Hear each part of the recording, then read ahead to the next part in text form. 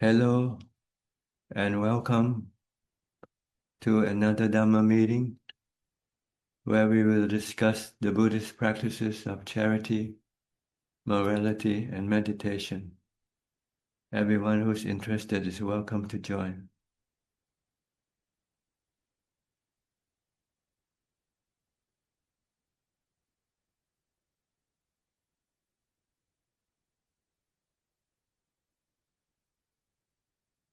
Okay. First in line is Diana from Wales. How are you? Good afternoon to you. Afternoon, Ajahn. I'm okay, thank you. Happy to be here. It's been full of complications, life, but I feel if you approach it as Dharma, it seems to be helping. Just let go. You can hang on to anything eventually. Yes. Do what you can, but if you can't, just let it be.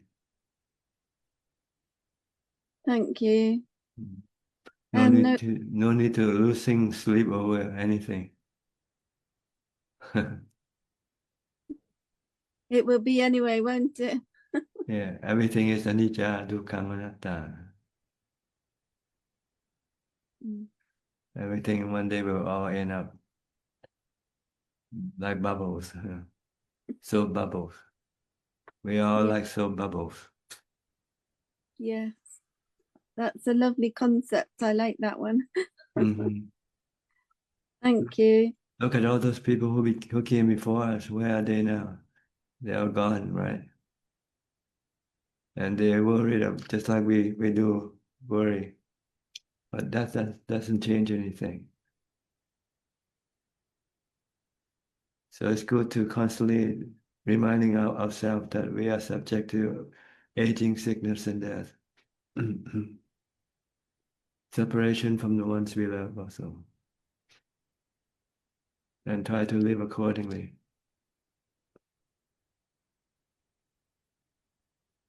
Okay? Thank you, Ajahn. You have no question? No. Okay.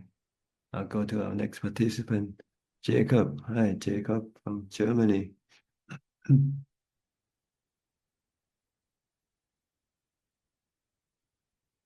Hi, good to see you. Yes, from Germany. I think I'm not doing too well at the moment, still, sadly. What's this?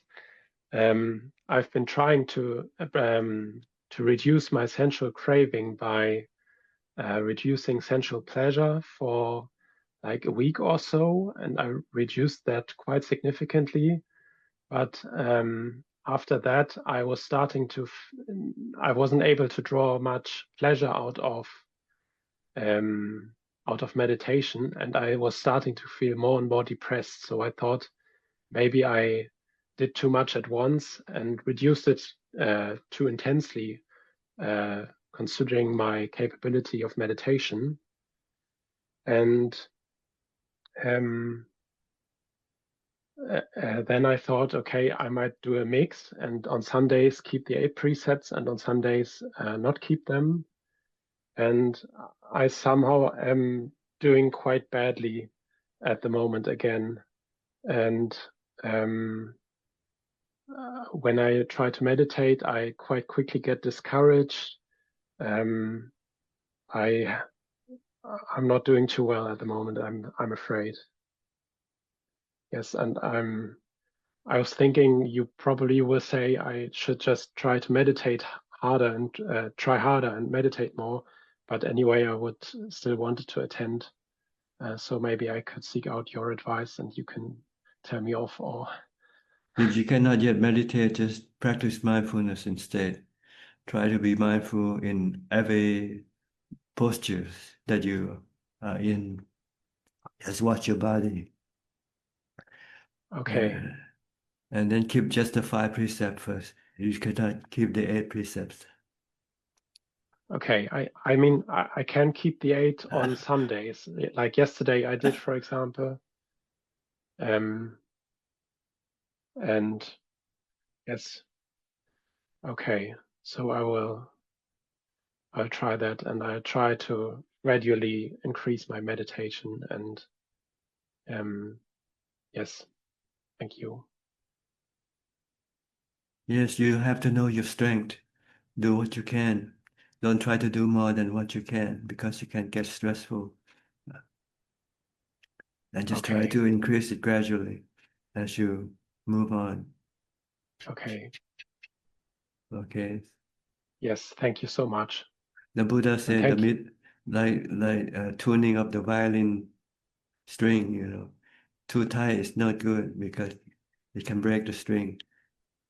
Too not Okay. tight enough, it just doesn't make any good sound. So you have to find Okay. the right balance with how much you can do, Okay. and do it from that point on, and gradually maybe increased as you have more strength to do. Okay. Okay. Thank you. Okay, you're Thanks a welcome. lot. And thank you for attending, even though you're sick. I wish all the best to you for Yes, I'm getting better sorry. soon. I hope you can excuse my flu. But so from time to time, I have to blow my nose. Okay, good luck to Thank you. you. Next, Thank you. Ken, Professor Ken from Switzerland. Afternoon, Ajahn. Yes, I heard you sound a little bit sick today. I hope you have enough Yes, strength this to is go on. my second day now of the flu, Okay. but it's getting better. Okay. Yeah, for me, I'm being quite successful in finding more time for the practice now, Mm-hmm. and reducing the working time gradually. So I find that quite beneficial. So I'm going to keep on this way. Yes, sometimes you just have to do things gradually. You Yeah, need time to adjust to the new way of living. that's my plan at the moment, to reduce gradually, but the more I reduce, the more I feel like increasing the rate of reduction. So I think it's going okay. Okay, good. Are you No still specific. teaching? Are you still teaching? Yeah, I still do some teaching. It's almost the end of the Semester. school year now, and Yeah. after the summer, I have very, very little duties then. So I'll be Okay. going in that direction. Ajahn. You still haven't planned to stop working entirely? That's the plan. The question is when. I think it won't be too long now. Okay. I'm becoming less interested in the work and want to have more time to practice. But a couple of years ago, I tried the cold turkey approach of diving into full meditation, and it was a bit difficult. So I'm going more in a gradual. Yeah, gradual one. Yeah. Okay, good luck to you. Any question? No specific question now, Ajahn. Thank you. Okay, just keep being mindful all the time and meditate as much as you can. Okay. Okay, next, Justine. Thank you. Justine from California. Hi, Ajahn. I don't have any questions this week. I'm just here to listen and pay respect. And I hope you get better from your flu soon. Thank you. It will, but it's slowly. Nothing lasts forever. Even the flu don't last forever. You just have to be patient. Okay, next, Alvin from Malaysia. Hi. Namaskar, Ajahn. Yeah, my practice I've been struggling my practice. I've got knee pain, Ajahn, and I cannot sit half lotus. I've been trying to sit like this, but not half lotus, and my body cannot be straight up, and I've been struggling. So the mindfulness is just not there because the body posture is not right. I'm just wondering, Ajahn, can I use the lean against the wall to meditate? You can sit on a chair. Okay. You know, because you don't plan to sit for a long time anyway. So sitting on a chair is also okay to do. For the lotus posture, usually people want to sit for hours, So that posture is a good posture for a long sitting. Right. But if you cannot do it yet, just sit on the chair or sit on your bed or something. Okay. But don't lean against the wall, right? On the floor, because I usually sit on the floor. Don't lean your back on anything, because that will make you too comfortable, and you can then fall asleep. Okay. So what you mean is the chair without a backrest, just normal. Yeah, just sit back straight, and without. But if you want that to use the back that's okay. So you just have to try out which one is better or worse, Right. Okay. See, practice you need to do is a trial and error method. Sometimes you have to find out for yourself which is good for you, which is right for you. Something might be right for somebody else, but may not be right for you. So you just have to try different method. But the same is the essential thing is mindfulness. This is all the same, regardless of what posture, where you sit or walk or stand.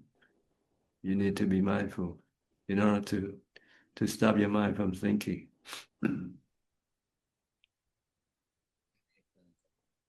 Okay.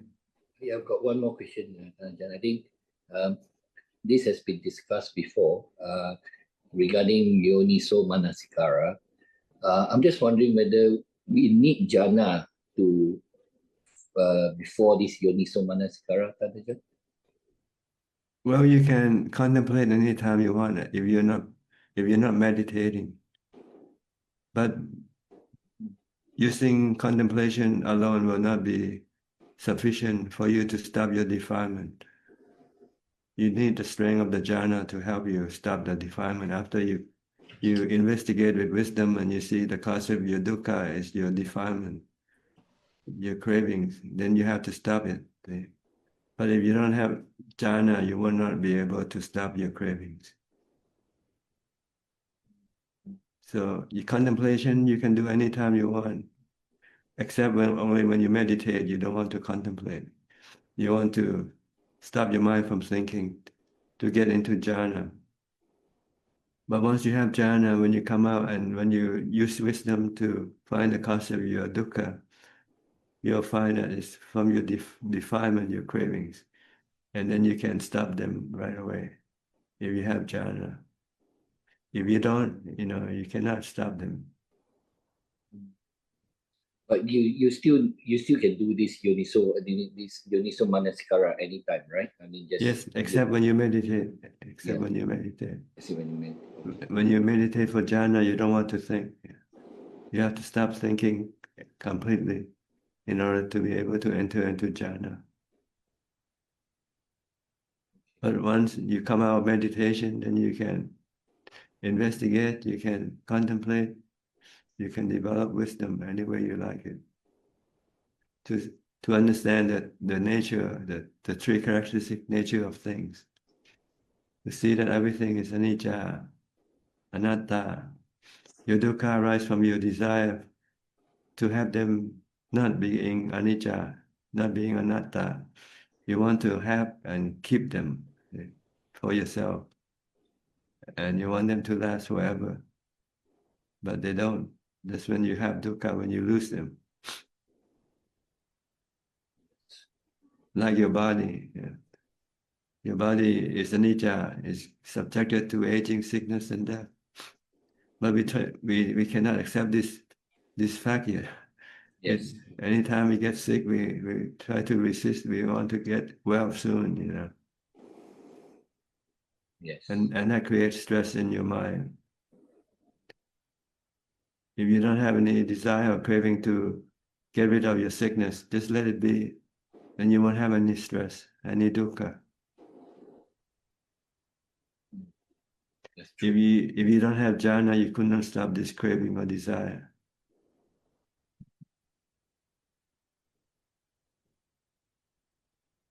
Okay. Okay, thanks. Thanks, Tanajan. Thank you. Yeah. And get well soon, Tanajan. Thanks. Okay, thank you. Next, Gulit from Turkey, I think. Hi. Hi, hello, Tanajan. Wishing you good health. Thank you. I just wanted to thank you about what you shared on equanimity a couple of weeks ago and how to practice equanimity together with the other Brahma Viharas. It just brought me relief and clarified my understanding, I think. And actually, I also shared, what I learned with a friend who was also a bit confused, and it brought her relief as well. So I just wanted to thank you for that. Okay, you're welcome. You have any other question?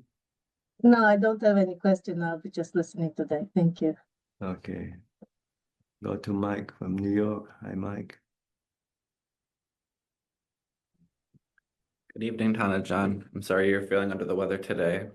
Yeah. I hope you get well soon. Anicca, the body is anicca. Anatta, you cannot control it. If you want So to true. control it, you get dukkha. So just accept what the body offer you, give you. The body can give you sickness, and eventually will give you death. But if you understand, if you practice, you'll find that you are not the body anyway. So why should you get all excited about it? Whatever is going to happen to the body.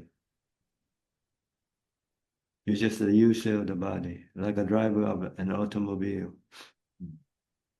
Mm. So sometimes the automobile needs repair, so you put it in the shop, have it fixed. Like the body, sometimes you need to put it in a hospital to repair it, to fix it. But you're the user, you're not the one who gets sick, If you meditate, you can see this clearly, that the mind and the body are two separate entities. Mm. And then you can keep the mind calm and not being disturbed by whatever happened to the body. So meditation is a very important tool.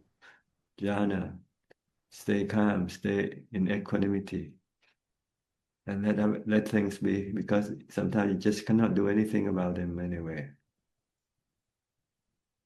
If you try and if you don't succeed, then you can become disappointed and frustrated and sad.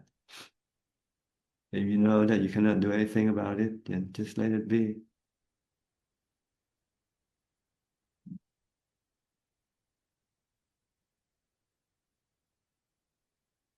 I hear that.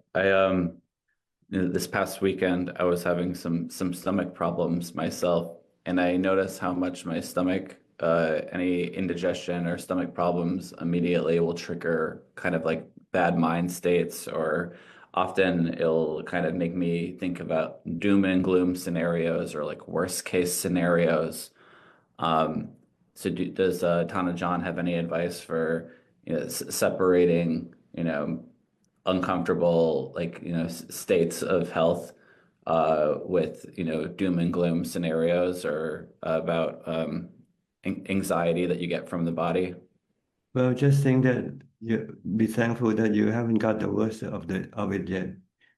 It can get worse, but right now it's not getting any worse. So be thankful, and be ready to accept if eventually it has to get worse, because that's the path it's gonna go. The body eventually gonna end up dead. There's no other way, no U-turn from death. Just use meditation. Just stay calm and let it be. If you cannot do anything, anatta is not under your control.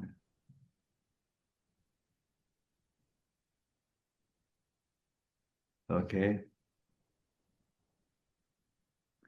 Thank you, Tanajan. You're welcome. Next, Tommy from Australia. Did you receive my answers? I did. Thank you very much for that. Okay. What you mentioned, they are mental states. They keep changing. So don't be attached to them. Just know them for what they are. They come and go. Cup. It's hard to get attached to it because it doesn't happen very often. I wanted to ask about the section applying the mind to the elements. Should I read it? Okay. Moreover, a monk in regard to this very body, however placed, however disposed, reflects by the way of the elements. There are in this body the earth element, water element, fire element, and wind element, just as though amongst a clever butcher or a butcher's apprentice, after slaughtering a cow, were sitting down at a crossroads after dividing it into portions. Even so, amongst a monk in regard to this very body, however placed, however disposed, reflects by way of the elements. There are in this body earth element, water element, fire element, wind element. Well, in modern terms, you can look at the body as a composition of nitrogen, oxygen, hydrogen, and all the elements. Yeah. That's what the body is made up of. Or you can use the four big elements: the earth, the fire, the wind, and the air, the gas. Is this a practice you do at a specific point? You do it until you see that this body is just a composition of the four elements. Yeah. And that there's no self, no I, no me in this body. Yeah. So do you do the Anapanasati section first? No, Anapanasati is for jhana. When you contemplate, this is for wisdom, for understanding, for right understanding. We see the body as being us, right, being ourselves. Yeah. When there is no self in this body, all there is in the body are just the four elements. Okay, I see. Is this instead of a suba? Well, it has different purpose. Asubha is to control your sexual desire. Why the four element is to get rid of your delusion, thinking that the body is you. Yeah. There's no you in this body. So do you do Anapanasati first, and then when the mind's peaceful, then apply it to the elements? No, when you use Anapanasati, you're developing jhana. So you want to do just this alone. Don't do any contemplation even when your mind becomes calm. You want just to keep it calm for as long as possible first, so that you'll be able to control your mind anytime you want later on to stay calm. And once the jhana is developed, do you Fully, go? then you know you can stop your mind anytime. Then you can go and investigate the body, the feelings, and the states of mind. Okay, I see.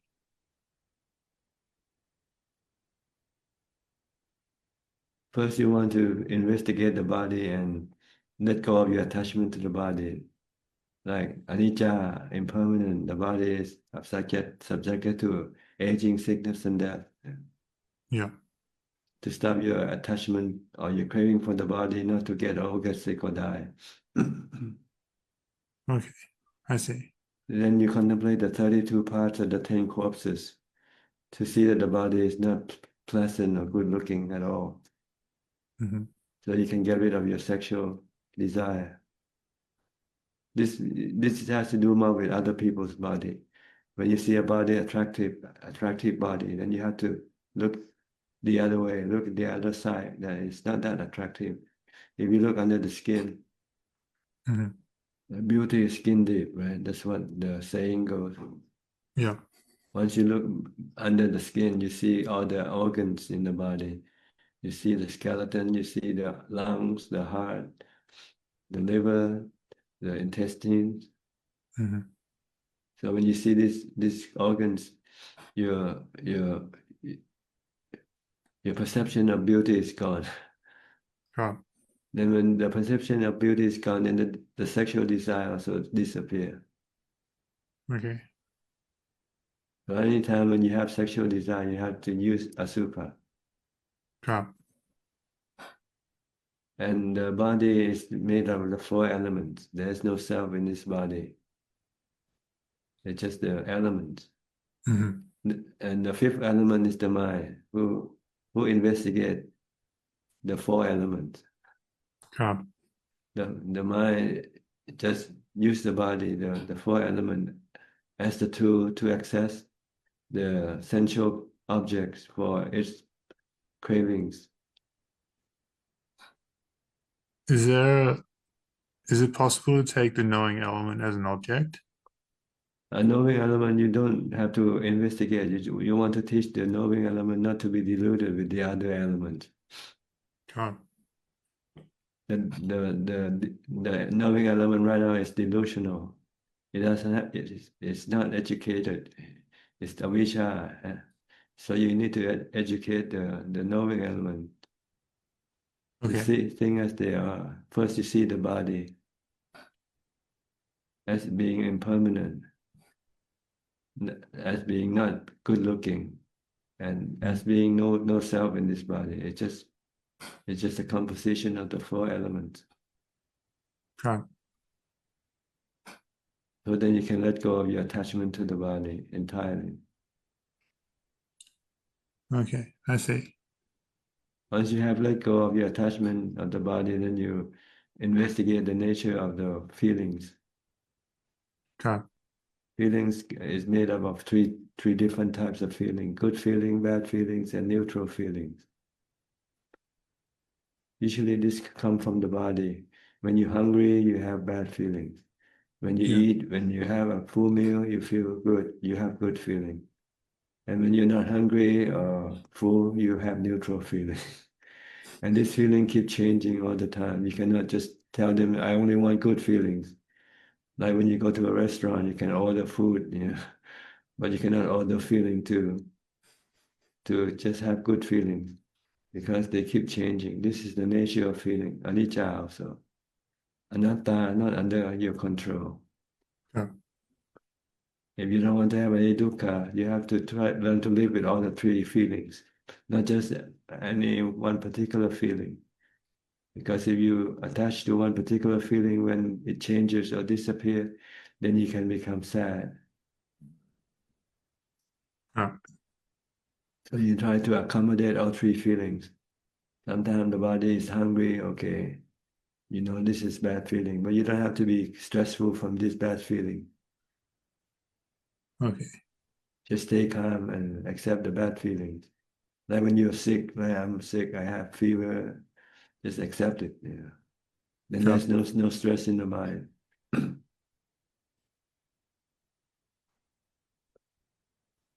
You can also use the fact that it's anicca, sooner or later will disappear. Bad feeling will disappear also, like good feeling. Nothing lasts, no one feeling lasts. They keep changing, replacing each other. Sure. So you just have to accept them. Then if you can accept them, then you don't have any dukkha. Okay. And the same with your state of mind. Your mental state of mind. Things are happening in your mind. They're like movies. They just come and go. You just don't be attached to them. Even though how marvelous the experience might be, it's just temporary. It's anicca. It's anatta. You cannot force them to happen all the time. Sure. Sometimes they might have bad experience also, not good experience. Be ready. The way to deal with it, just equanimity. Just Sure. stay calm and don't react to whatever you see when you experience in the mind. Then the mind will not be suffered. we have no suffering. If we teach the mind just to acknowledge or accept, don't react with cravings. Okay. Okay, clear enough? Hmm. You still keep on practicing your solitude? Yeah. Still out here. Okay. Any improvement? Not today. Up and down, huh? Sometime up, Today, sometime down. I just try and stay in the game. Yeah, just stick to it, and things will get better eventually. Yeah. Don't give up. Long time I will say, don't give up. Don't surrender, you say. Just Okay. keep fighting with mindfulness and wisdom. Go. Okay. Okay. Thanks, Ajahn. You're welcome. Next, Masha. Hi, Masha from Ohio. Haven't seen you a while. Oh, but I've seen you in the Facebook Live. I see. I'm- Okay. You just don't come in. I wanted to come in today. I was surprised to hear you say that we have to educate the knowing. Yes, the knowing is deluded. See, Abhijato controls the knowing right now. Our knowledge is delusional, not true knowledge, because we don't see everything as anicca, dukkha, anatta. We tend to see the opposite. We tend to think everything is permanent, everything can give you happiness, everything under your control. But it might happen sometime briefly, but not all the time, though. Eventually, everything will just, will just go crazy. I think. Yeah. Actually, I think about that sometimes, when the unpleasant feeling comes, or like the little indigestion, digestive upset.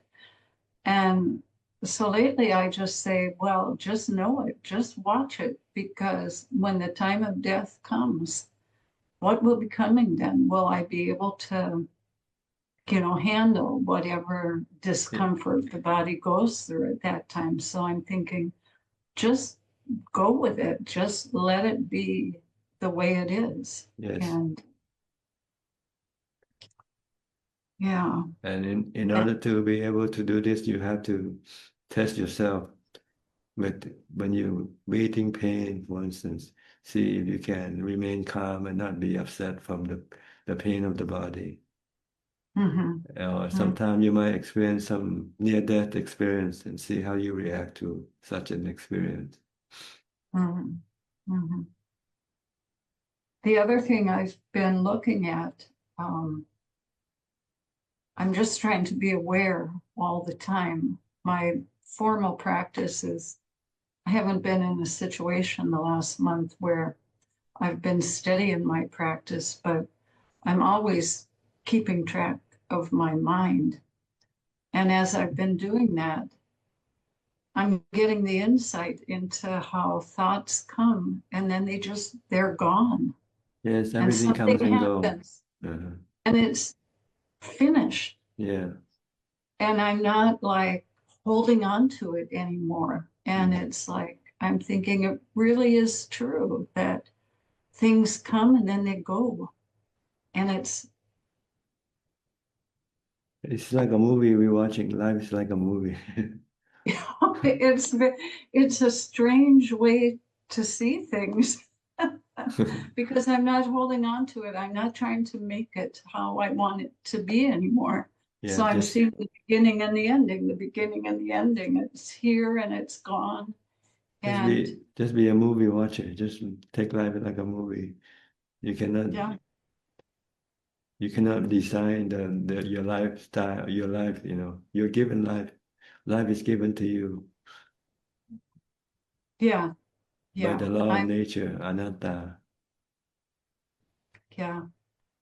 And the more I'm surrendering to that, life becomes so much easier because I can be patient You know, sometimes conditions are really good for practice. Sometimes they're not. And then when the conditions are not right, I'm much more patient. And during those times, it's like wisdom can come during the times when I'm not striving for a practice, but I'm just letting everything be as it is. Then the wisdom does come. So that's the goal of the practice, is to be able to let everything come and go. yeah, it's very hard because I don't want to think I'm not controlling anything. But as I watch more and more, I realize there isn't, the I is not there. It's just things happening all the time. Yes, there are conditions that cause things to happen, and there are conditions that cause things to disappear. Yeah, yeah. So I'm seeing that a little bit. It's encouraging. So So you just not, if you just accept them and not try to control them, then you will have no stress. Yeah, you just be a watcher, a movie watcher. That's right. And then to be okay with not doing anything. Yeah, That's a hard place to be too. It's like, I should be doing something. No, it's all this is just happening and it's coming and going. So let it be. Yeah. I don't know. Do only what you have to, like looking after your body. This is something you still have to do. Yeah, yeah. But if you get to the point where you can no longer look after your body, you also have to let go. Yeah, yeah. So anyway, that's where I'm at. It's a different energy when I come into the room. It's like I feel very connected to all of you. So I just wanted to be in here today, and I hope you're feeling better soon. Yeah, I'm feeling better now. It's amazing to me that from all the good wishes. Oh, good. Because when I get the flu, I get a brain fog, and you're sitting here, and you're as clear as ever. And so that's good for us. You separate the mind from the body. Yeah. The mind doesn't get sick. It's the body that gets sick. Yeah. Yeah. So anyway, I'm watching. I'm gonna keep trying to separate things out more and more. Good. Okay. All right. Thank you. You're welcome. Next, Nida and Saket. You also been away for a while. How's life? Better now? Good evening, Ajahn. Yeah, we wish you well for your health. Yeah, we've been away. We were visiting my parents' hometown. I see. And it's interesting to see that my parents are getting old. I've always seen them strong and active, and they're still very active. But somewhere their health takes a turn. Somewhere the BP is high, or they're becoming diabetic, or so it's challenging to see them getting old. It's the truth, though. It's a truth. Yeah. True. That's why the Buddha said we should contemplate this every day. Yes. We are subjected to aging, sickness, and death.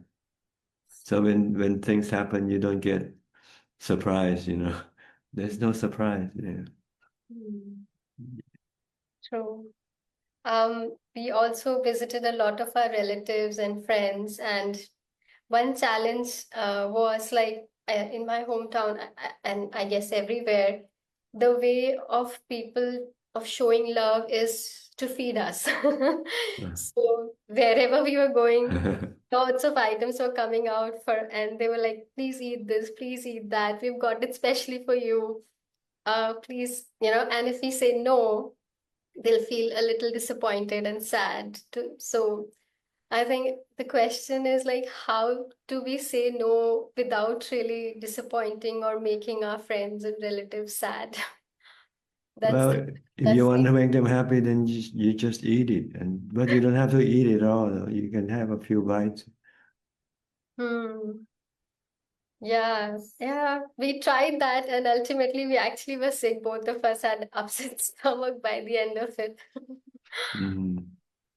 Yeah, so yeah, gradually I think because we visited them after a very long time, they were more showing their love. And if we keep visiting them frequently, they'll stop reducing the number of items that they bring out. Yeah. So, but it was good to meet them. And I also noticed that they're all like, of course, meals, a lot of meals, not just 3 meals, actually, they eat more than that. Their life is all about material things, sense pleasures. And I feel they're not really ready to deal with this old age, sickness, and death. Even if Yes. you bring the topic to them that, someone passed away, and they were young, they quickly want to change the topic because they're not ready for it. And I'm just like, how do I really help them? I myself, I am still a novice and I'm still trying to understand the reality, the ultimate truth. But I was thinking, is it possible to help them at all, or I should just leave them in their It world? depends on them. See, if they approach you for advice, then you can give them. But if they don't approach, then there's no point trying to tell them what's. So some people are not ready yet for the truth. They still want to live in delusion, avijja, to think that everything will last forever. Everything will give you permanent happiness. Everything is under control. Then one day, things are not under your control. Then they become very sad because they don't know how to deal with the situation. But that's too bad, what can you do? If you try to tell them, then they can get angry at you or trying to, try to teach them something that they don't like to learn yet. So just let them use equanimity when you get to this point. If you can't use metta, then you have to use equanimity.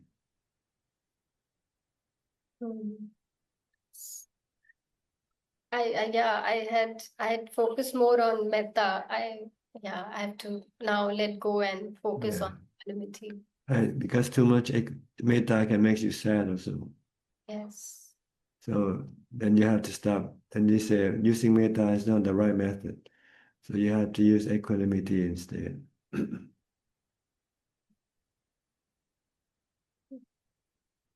Okay. How about you, Saket? Yes, Namaskaram, Frajan. So, Frajan, first of all, I wish you well and I hope you get well soon. I had a question around, now I understand that there are some 40 Kamatthana meditations, and including, for example, the meditation on the Buddha, recollection of the Buddha. And my understanding is when we are chanting Buddho, then that's an example of that recollection of the Buddha, that Kamatthana meditation. Yes. And I was wondering, do the Kamatthana meditations take us all the way? Or is it that they only take us up to a certain milestone, like first jhana or something of that sort? Yes, they usually take you eventually to the fourth jhana. But there are some other Kamatthana that takes you beyond the jhana. When you contemplate on the 32 parts of the body, then you're developing wisdom. You're approaching the Sotapanna level. Like we talked to Tommy earlier on about the 4 elements. Then this is wisdom. Kamatthana can be either for the development of jhana or for the development of wisdom. But Okay. for us beginners, we use the anusati, what we call recollection, kammatthana, like recollecting the Buddha, the Dhamma, the Sangha, recollecting of the breathing, for instance. Excuse me.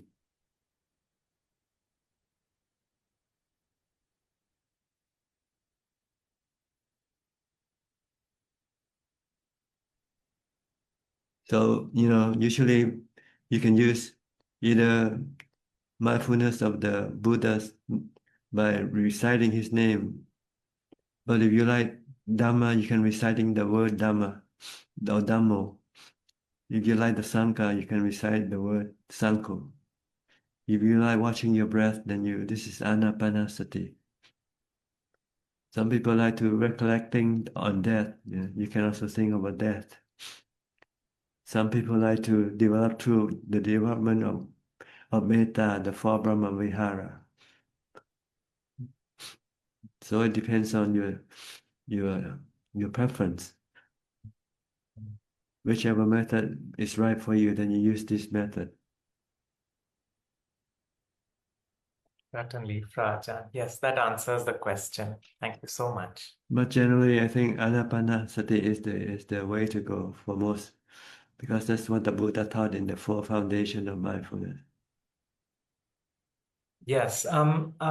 Unfortunately, Ajahn, once I tried to do Anapanasati meditation, but I keep facing various challenges. Sometimes I feel that I'm just controlling my breath, or sometimes I have a lot of thoughts again around control, and it seems to spiral in a different direction. But when I do Buddho, chanting Buddho, then that does help my mind calm down, and I'm able to do that anytime, and that's easier for me. Yes, Buddha is easier because you don't require as much concentration like watching the breath. Yeah. So first you might try Buddha, then once you have strong concentration, then you might switch to watching the breath. Okay, I can try that. Yes. Yeah. You can use Buddha. It can also take you all the way to the fourth jhana. I heard people using Buddha after 5 minutes, then the mind just like falling from a high place, and then it becomes still and peaceful. So Buddha is quite a popular meditation object in Thailand, because Thai people usually have great respect for the Buddha.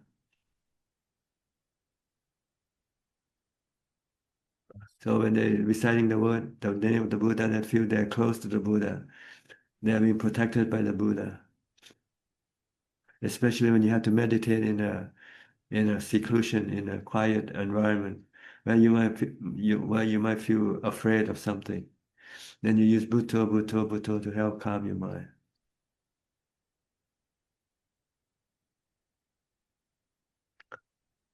Certainly.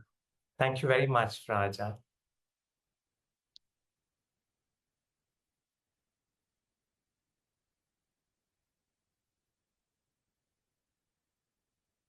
Okay, this needs to come and go. Next, Pia and Indira.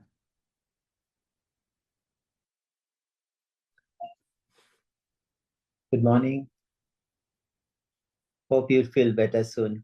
Yes, I feel better. It's just the body that's not good. The mind is good, but the body is not good. Mind is good. Yeah, it's nice you can separate the body from the mind. I think the body can suffer, but the mind doesn't have to. It's like, remember the Sutra Buddha talks about the two arrows. One, you hit with one arrow, but you keep adding more arrows to the mind.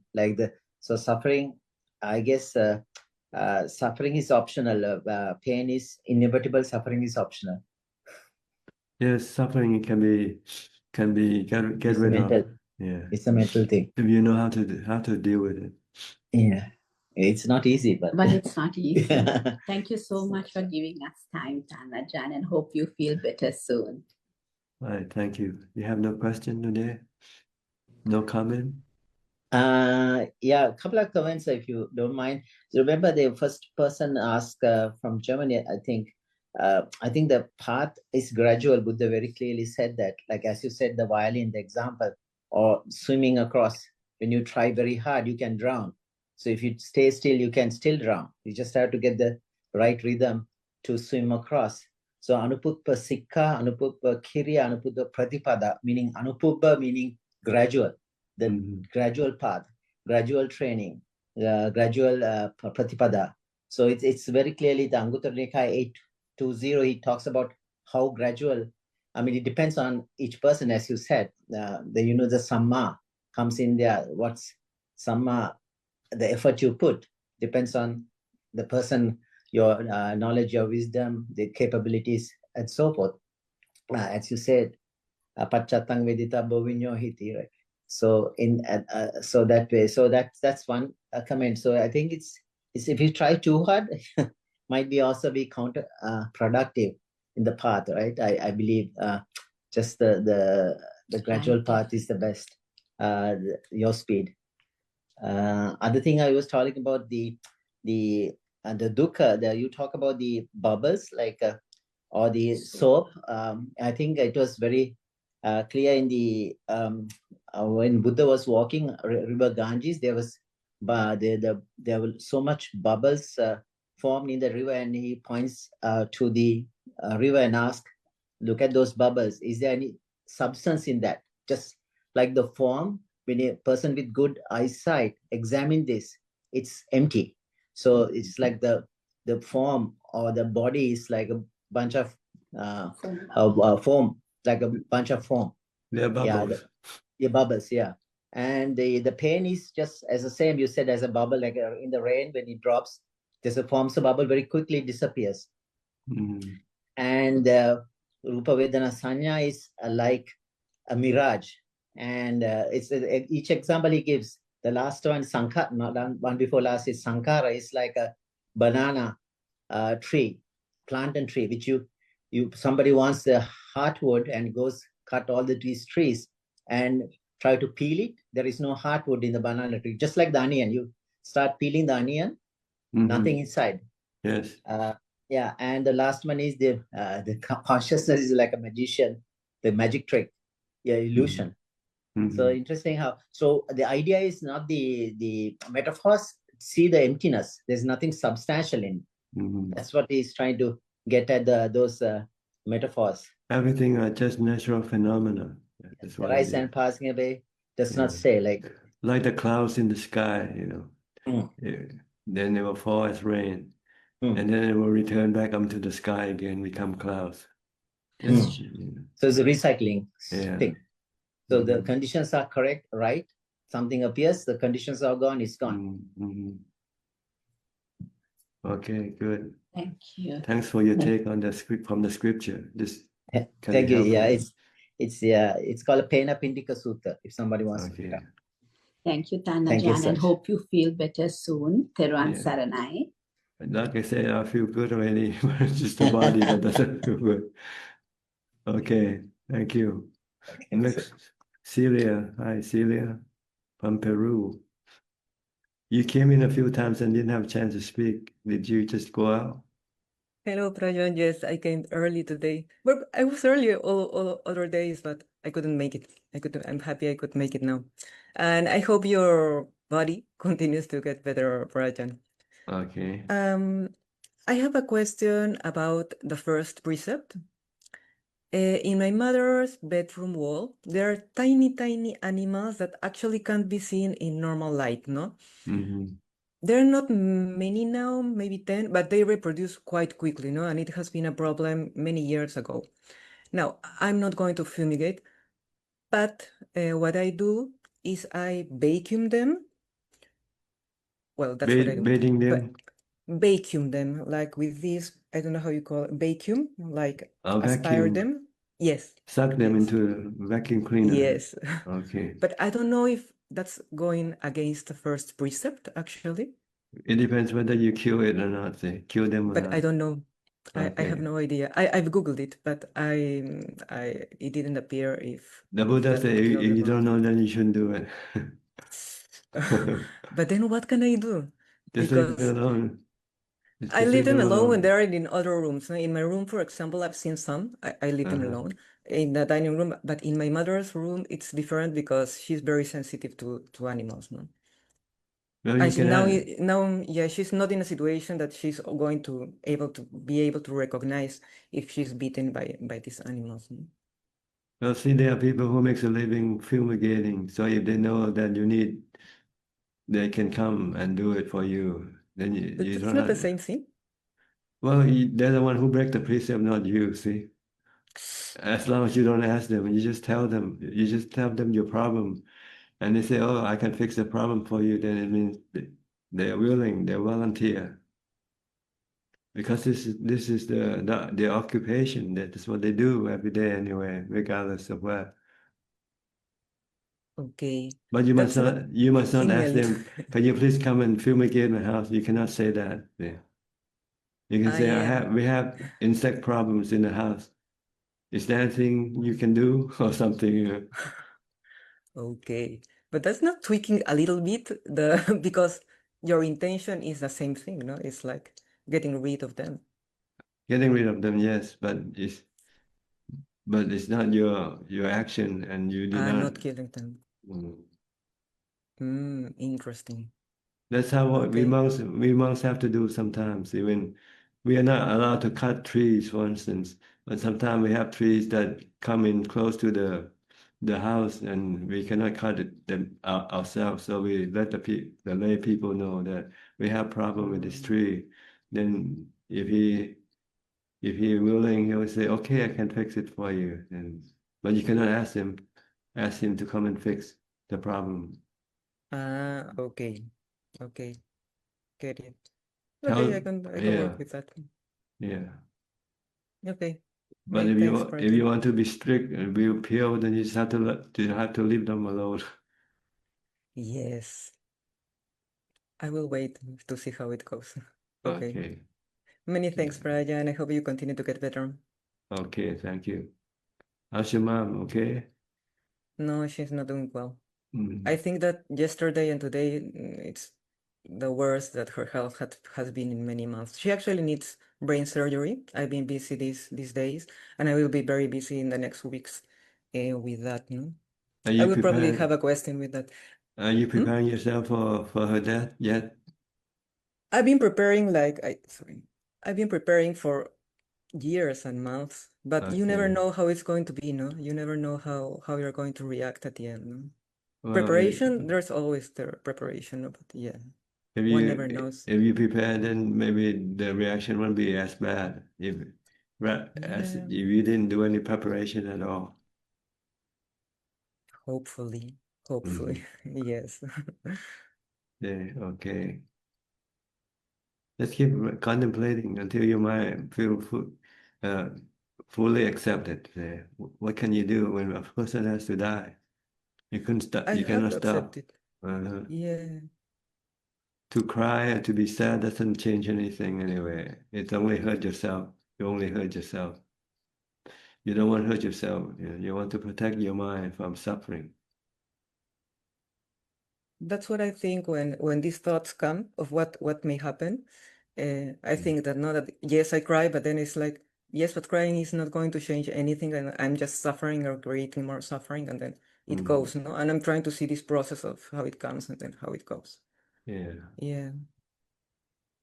Okay. Just keep contemplating. Keep reminding yourself we all are subjected to death. Yeah. Not just not you alone. Everybody in this room are also in the same boat.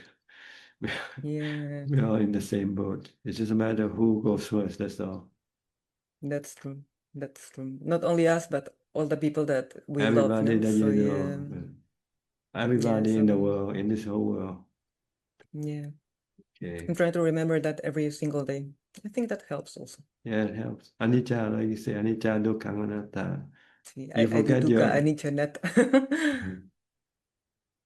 Okay, good. Many Keep thanks, doing it. Brian. You're welcome. I will. Thank you very much. Okay, Cole, your turn. You also been away a few weeks. Yes, hi Tanajan. Hope you get better soon. I have been watching on Facebook, and I also stayed at Wat Metta for a few days, and found it very nice. I think a big difference I notice is when I go to monasteries and we do work, no one complains too much. But in the real world, there's a lot more complaining, or outside the monastery, same world. A few weeks ago, you said that everyone alive now in 100 years, they'll be gone, and everyone 100 years ago, they're also gone. And I found that very helpful. I hadn't thought about it in that way before. So I've been, if I'm driving or just walking around, I try to think, okay, everyone out here that I see will be gone in 100 years. And that's really helped with contemplating anicca.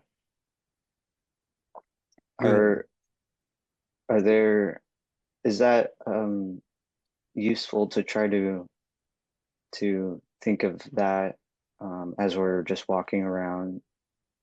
Anything, you can do it anytime you like, just to remind yourself that everything is temporarily, nothing lasts forever. So especially when you're attached to something or you want to keep things and you're facing with stress, trying to keep them, then you say, why do I want to be stressful with something that I'm gonna lose anyway?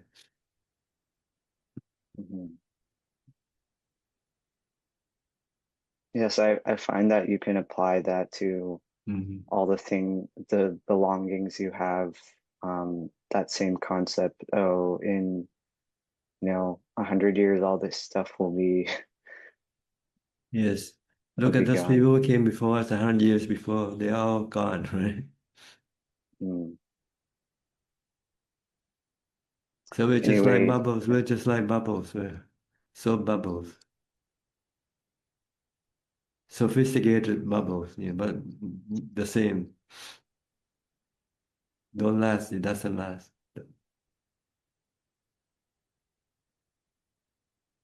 Think of this all the time. Then you can let go of your attachment or your cravings for things.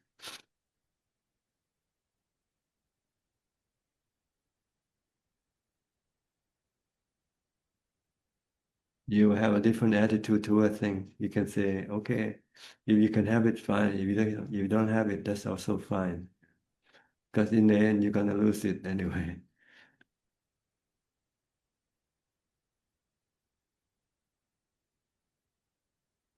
Only thing you don't lose is your mind. Your mind goes with you everywhere you go. So it's your responsibility to keep the mind happy all the time. That's the goal of practice. Keep the mind happy. Get rid of any suffering or stress in your mind. Don't let it enter into your mind because it's harmful to your mind.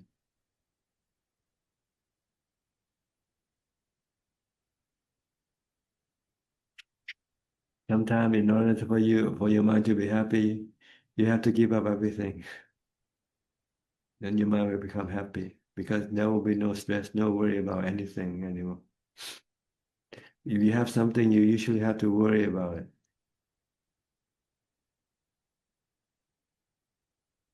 If you have nothing, then there's nothing to worry. Try to live it as little as possible. Minimal. The Buddha says, live it a minimal life. Like he instructs us to have only 8 pieces of possession. 1 bowl, 3 pieces of rope, a razor, needle and thread, and a belt, and a water strainer. That's all the amount need for his existence.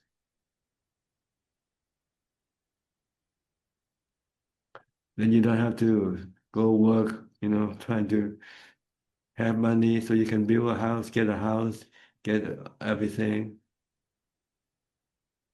Then you won't have time to manage your mind. You won't have time to meditate.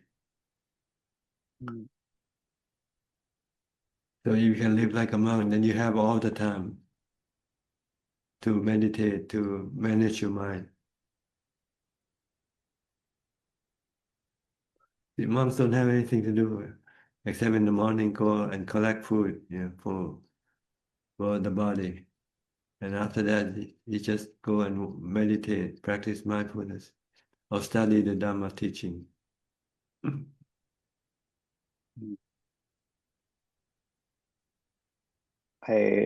not gonna lie, I do have the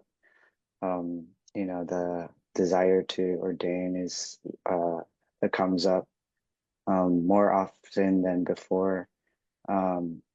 I have right now a personal reason why I cannot ordain, and it's kind of makes me sad sometimes that I cannot or possibly cannot. You never know. You never know the future. Things can change. Yeah, so just wait for the right time, right moment, right conditions. Yes. But be prepared, be ready to go. Yeah, I'm taking it one step at a time. I told myself this year I should not buy any more new clothing unless absolutely necessary, because I have enough. That's right. Good. Try to reduce your buying stuff, when you don't need them. Buy only things that you really have to buy. Otherwise, just keep your money to support your meditation. Okay. Okay, thank you so much, Tanajan. You're welcome. Next, Good to see you. Nining from Indonesia. Yeah, Ajahn. Did you Ajahn. go back to Indonesia already? No, I'm in Kochi on Ajahn. Oh, you're still here, huh? Yeah, How many days now have you been here? now 10 days. 10 days. You plan to stay for 12 days? Sorry, 11. 11 days. Yeah. So the day after tomorrow, I will meet Ajahn in Sala I see. to say goodbye. Okay. How is your practice? Good? Oh, my practice going well. I'm very happy, Ajahn. I am the mind. Yeah, Ajahn. So, Ajahn, I'm very happy and I never give up. And can I say that the purpose of my practice is to activate my knowing element and also to be happy even without life. Is it correct, Ajahn? Yes, you don't need the body for the mind to exist. The mind can exist alone without the body. When people die, the mind exists alone as a spiritual being. Only that they still have defilement within their mind. They still suffer. They still take birth. But if you practice until you become an arahant, then you will have a happy mind, a mind that doesn't have any defilement and doesn't take any rebirth. Yeah, that's why, because when entering the samadhi, it means that the vijnana is not the vijnana in the four namakanda. It is not, but it is the knowing element. Is it correct, Ajahn? See, the knowing element, when it exists without the body, we call it vijnana. But when it still exists with the body, we call it the knowing element with the four functions: Vedana, Sanya, Sankhara, and Vijnana. Okay. So I hope I can maintain my calm at home. Yes, if you can make your mind happy without having to rely on your body, then you might not have to come back and reborn again as a human. Yeah, that's my goal, Ajahn. Because I feel happy, and here also I feel the compassion and also Ajahn loving kindness, because Ajahn make this place and give the opportunity for female to practice. And I become more and more happy here. So I'm very thankful to Ajahn. Okay, And as Ajahn said before, to Ko, that I will spend my money and resources for supporting my practice, Ajahn. That's right. Good. Yeah, because that's Don't support your cravings. no. I even forget that my craving for food or anything else. I live here. Even when I'm happy with my samadhi, and also when the animal Ajahn, because I do meditation in the tent. Sometimes at night, so many animal, and then I just recite, I am the mind, I am the mind. Yes, At that time, you're yeah. not the body. Yeah, at that time, my fear of death slowly disappear. Yes. Disappear, Ajahn. And I don't know, at that time, I feel happy, and I also forget that I have mother, Ajahn. Is it correct? Yes, when you practice, you forget about everything Yeah, I forget everything, Ajahn. temporarily. Yeah. You only focus on your mind. Protect your mind, keep your mind calm and happy. That's all when you practice. This afternoon, my mindfulness is at its peak.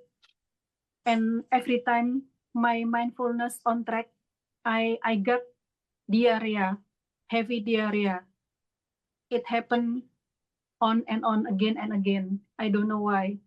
Because my body very hot, and also the head, everything very, I feel very hot. Just acknowledge it and don't worry about it. You cannot control your body. Yeah. If it doesn't get sick, then don't worry about it. If it gets sick, then you might have to treat it. Yeah, I hope Ajah's body get well soon, Ajahn. Okay, thank you. Yeah, I'm very thankful, Ajahn. Okay, see you in a couple of days. Yeah, bye-bye. Okay, next step from Oregon. Hi, Ajahn. How are you? Good, Sorry, thank you. I wanted, I guess, an update. Last week I was really upset about my pet rat. And my pet rat is okay. I just, in case anyone was,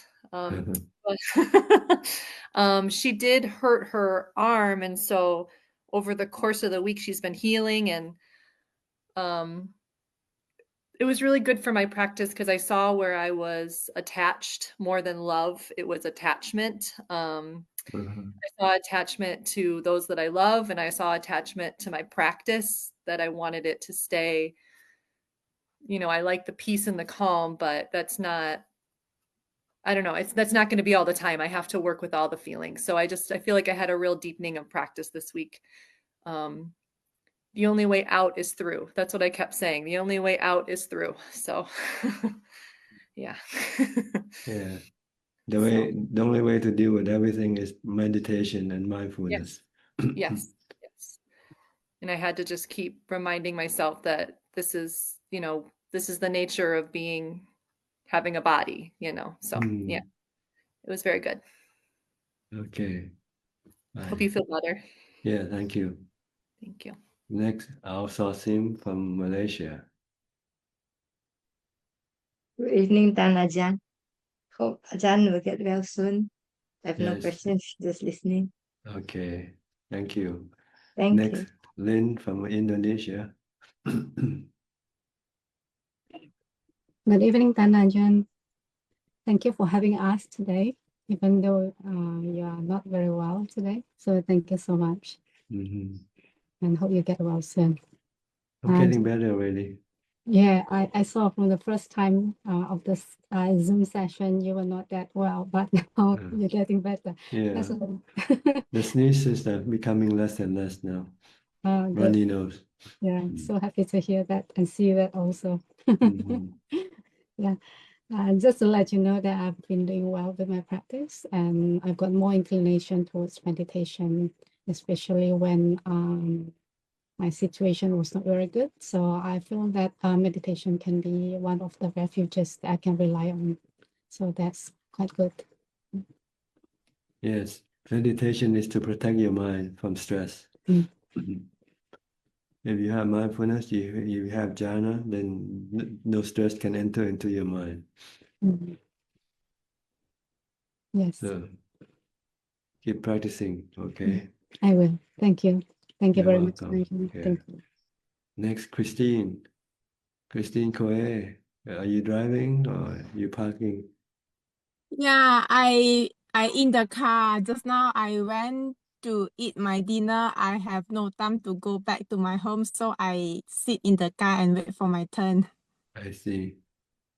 Did you have good meal? Did you have a good meal? Yeah, good meal because I didn't had my lunch and then I have my dinner. So you're not keeping the 8 precept. Yeah, I just back from Thailand, 2 weeks in Thailand. What did you do in Thailand? Yeah, I went to many temples and some temples got the abbot birthday. So we went there to celebrate few abbot's birthday. And Not to I go went to meditate, not to go to meditate. I went to Long Po Kan Ha's place for 8 precept as well. Okay, good. Yeah, and I went to Long Po Chiak Long- Chedi as well. Okay. Wow, the chedi when I woke up is so hot and I walk down also so hot, burn my leg. Then I feel, this is the dukkha I have to suffer before I achieve nibbana. It's so pain until I almost cry. Because under the hot sun, the Yes. burning on the tiles or the I feel the body is really give us suffer. It's not easy to achieve. Yeah, the goal is to accept the pain of the body and not be disturbed by it.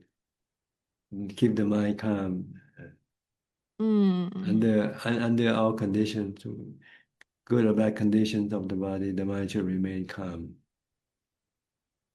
Yeah, and I went to Ratanawan, nearby Long Po Kan Ha's temple. Also same, the chedi when we walk there, the Lord Buddha chedi, it's like wow, it's so hot until I almost also want to cry. The body is not easy, especially when we are having good situation at home or at monastery. If we really like Atanajan said, if we face the challenge, then we know. We thought it's so easy for get rid of paikandas. It's not that easy, huh? It's not easy. When we really face it, then you know what is Vedana. Oh my God. I pain. I did almost cry. Although I like mindful on my foot. Oh, wow, really burning. And I went to many places also, and some of the Thai people asking me whether I'm Kun Thai. How I wish I am. Yeah, and hopefully another few months I also got chance to pay respect to Tanajan as well in future. Okay. Yeah. Nothing more. I just come in to pay respect to Tanajan, and hopefully your body is getting recovery fast. Yes. Just drive safely, okay? Yeah. Happy to Alright. see you, Tanajan. Yeah, okay. Thank you. Bye-bye. Goodbye. Next, Philip from Malaysia. Hi, Philip. Hello, Dhanajan. Just wish that you will recover well. I don't have any questions. Everything has been a good summary of the teachings that we have been teaching all these years. I don't have any questions. It reinforces yeah, the practice of mindfulness, meditation, and wisdom. Yeah, correct. And even the question that Alvin asked earlier regarding whether use mindfulness and also contemplation of wisdom. You actually answered that question on my second visit to you 8 years ago. Exactly the same thing. Exactly, I think almost word for word. So yeah, it's actually a very good summary. And yeah, with you getting your core and things, the first thing that popped up on my mind was sickness, aging, and suffering. When I heard your voice, but that was just automatic. But anyway, thank you, Dhanajan, for your teaching. I don't have any questions. Okay, you're welcome. Next, 840. Hi. Can you unmute your microphone?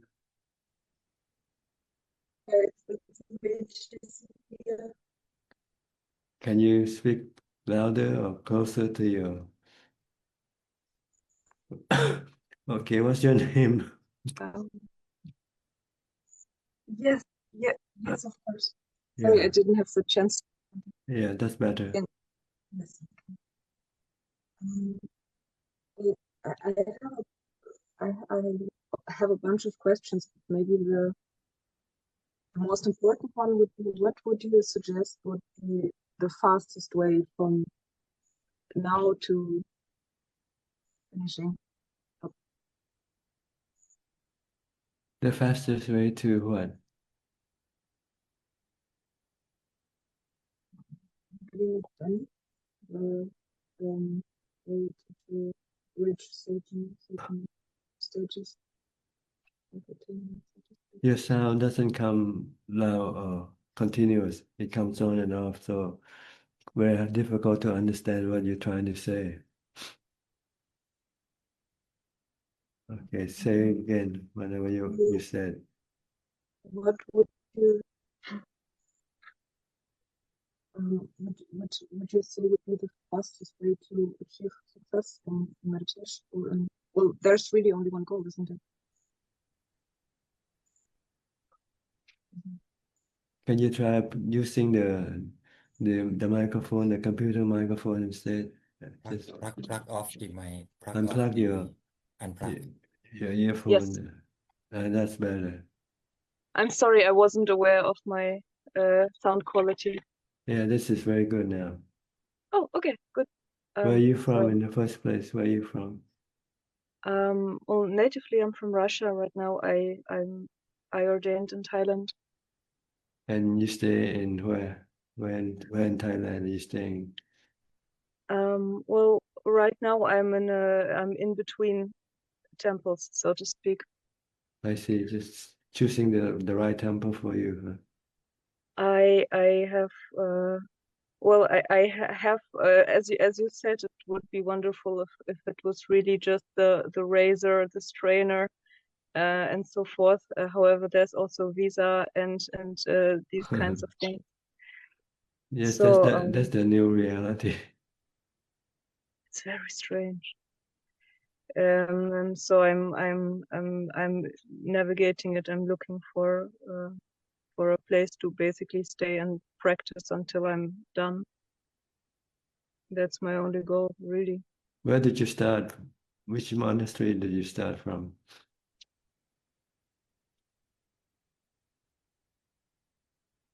Well, I ordained it at Wat Yannasangwararam.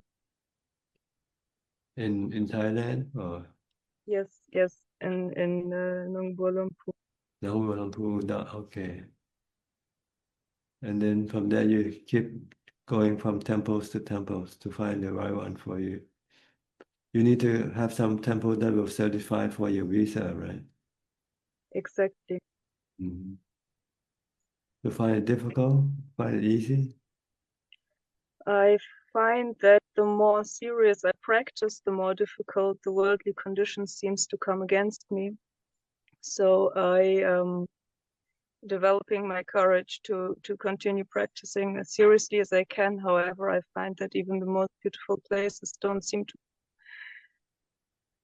permit for apparently the level of serious practice that I thought was the normal thing when one goes forth.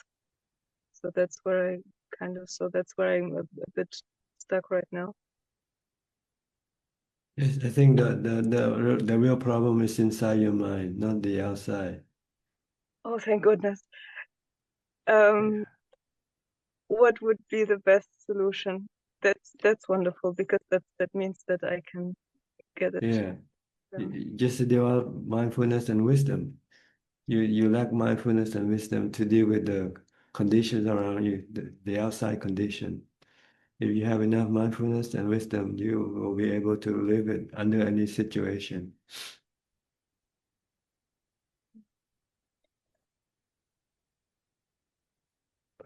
So concentrate on developing mindfulness and jhana, and then wisdom. When you're not practicing meditation, then just keep contemplating everything is anicca, dukkha, anatta.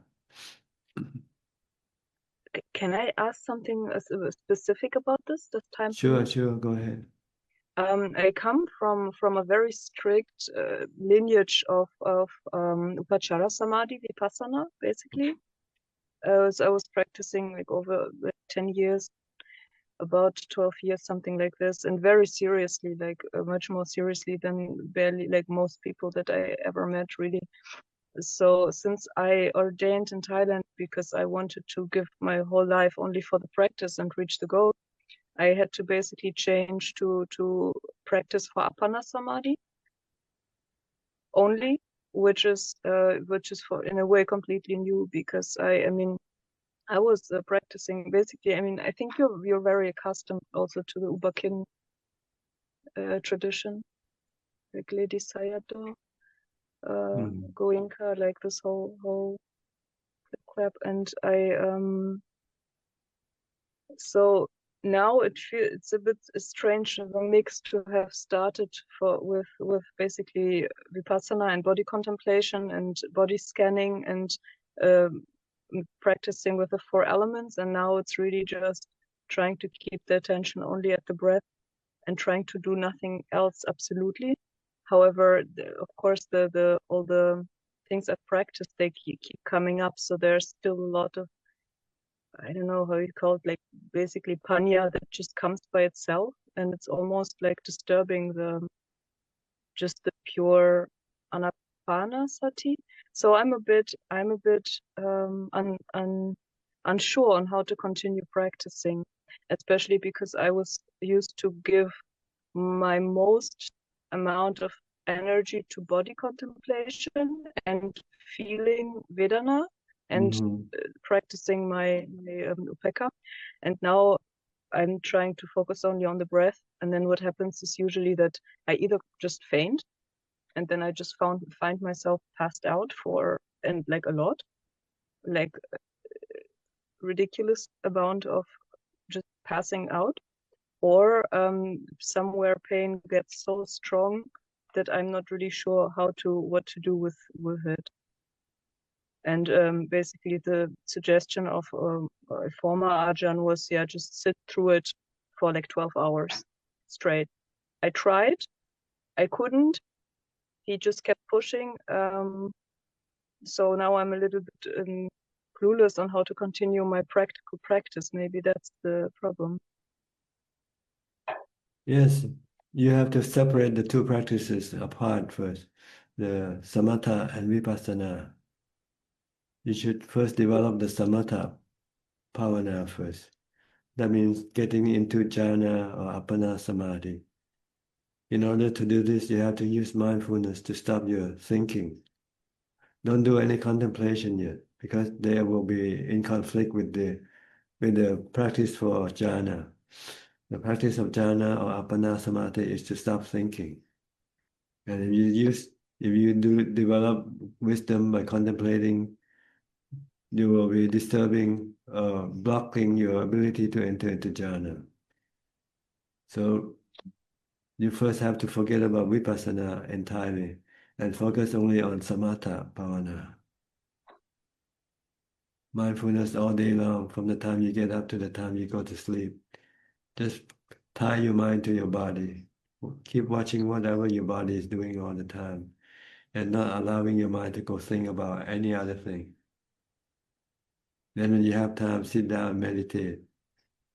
You can use watching your breath, anapanasati, or something else if you like. In Thailand, some people like to use butto. So this is what you have to do first to develop jhana or appana samadhi. Once you have that, then you can go to develop wisdom or vipassana. Vipassana is to study the nature of the body, to see that it's anicca, dukkha, anatta. And you have to accept the body for what it is. It's gonna be getting old, getting sick, and die. You should not have any cravings for the body, not to get old, not to get sick or die. See? And in order to stop the craving, you need to have jhana. Once you have jhana and you find out that your stress or anxiety comes from your cravings for the body not to get old, get sick, and die. So you just stop your cravings. Once you stop your craving by accepting aging, sickness, and death, then there will be no dukkha. See? That's the goal of practice, is to get rid of dukkha in the mind by getting rid of the cravings, by seeing everything as anicca, dukkha, anatta.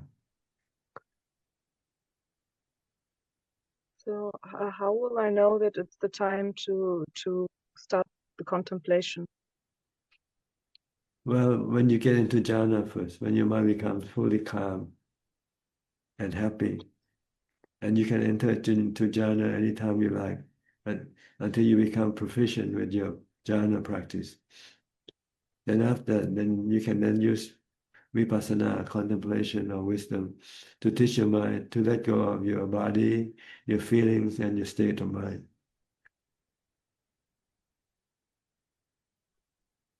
Yes. And would you say that when you said to be aware of the body from the moment I wake up until the moment that, or until the moments where it passes out for whatever, for some reason,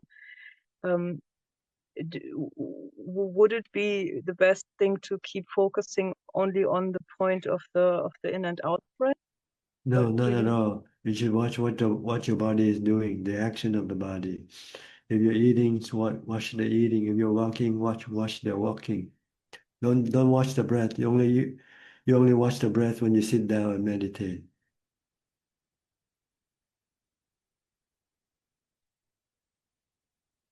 Understand?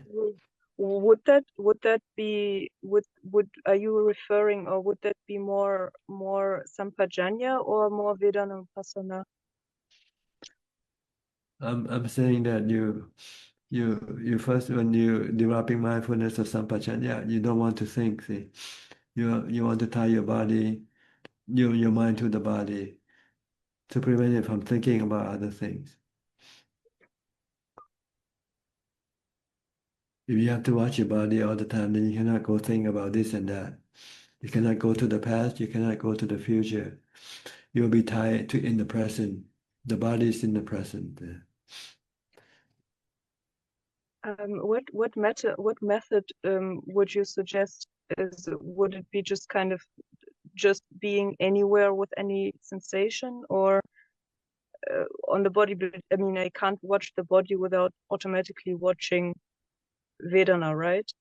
Don't pay attention to Vedana. Just pay attention to the body only, to the action of the body. Because if you do pay attention to Vedana, your mind can become distracted. Your concentration you will lose your concentration. You want to focus only on one object. So, for example, when now I'm sitting, how would I be just aware? Then you watch your breath when you're sitting. Then when your body is not moving or doing anything, then you watch your breath.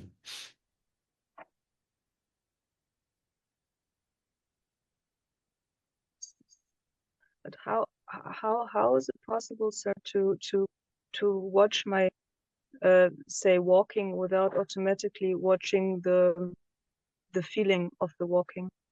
Isn't it impossible to observe? You don't have to. You just pay attention to one only. You don't have to pay attention to both. You can choose. Yeah. So I guess my question is, what is it then that I'm paying attention to? What your body is doing. If you're eating, just watch the eating. If you're bathing, just watch the bathing. Whatever the body is doing, just keep watching the body to prevent your mind from thinking about other things. If you start to think about other things while you're watching the body, it means you're not mindful anymore.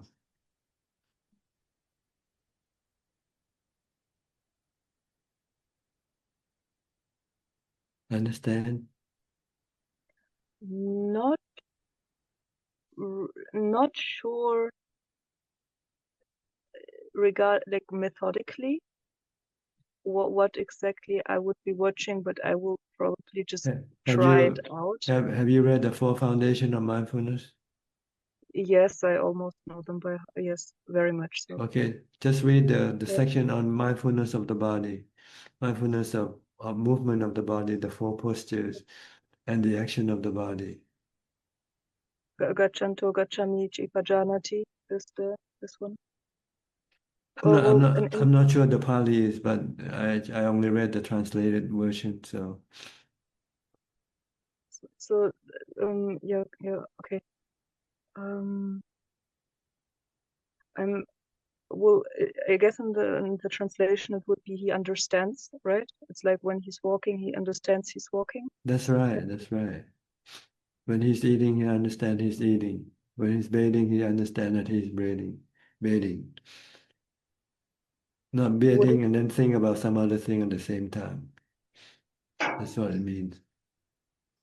Would it be helpful to try and also try to focus on the breath when there's a lot of thinking? To come back to watching the breath is difficult. See, when the breath is more subtle than the body. You can watch the body. It's right there in front of you. If you watch the breath, how you kind of feel the breath? You know, the breath is much more subtle. It's harder to catch than the body. But if you can use the breath, that's okay or fine. So, but I don't think so. The Buddha didn't mention this. If you want the breath, then you have to keep the body still, sit and not doing anything. Then you can watch the breath. Yes, that makes sense absolutely. So when I sit and breathe, and at some point a very strong pain comes up, should I just change the posture and keep with the breath? Yes, just ignore everything. Just stay with the breath if you can. What would you suggest to do when pain gets really strong? Well, you can use, if you cannot use your breath, then you can use a mantra instead. Recite mantra, Bhutto, Bhutto, Bhutto, or anything, just to keep your mind concentrated and not thinking about the pain. Forget about the pain, that's the goal. Because if you can forget about the pain, then you won't be creating any stress in the mind.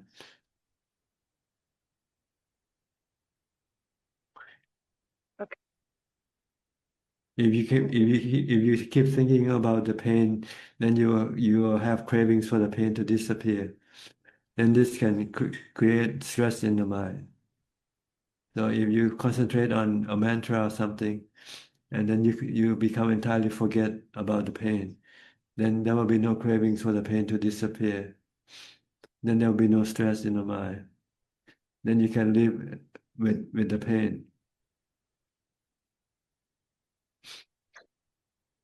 Because the concentration strengthens. Oh, yes. Okay, you have to know what you're doing. If you're doing mindfulness, then you don't want to do any thinking. And it's no time yet for you to develop wisdom, because wisdom without samadhi is is useless. You cannot stop your cravings. Once wisdom tells you that dukkha is created by your craving, you will not be able to stop your craving if you don't have samadhi or jhana. Yes. So proficiency in jhanas. That's right. Be proficiency in jhana first. You can stop the mind, calm the mind anytime you want. Then if you can stop the mind, then you can stop your craving, see?